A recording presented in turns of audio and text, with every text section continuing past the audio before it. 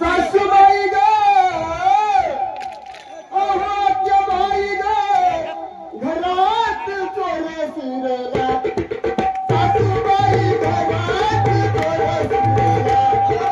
आत्याबाई घरात चोर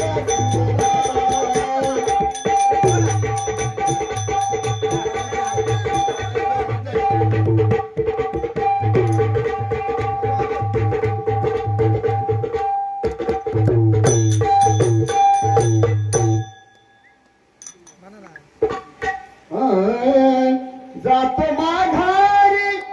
पंढरीनाथा जातो माघारी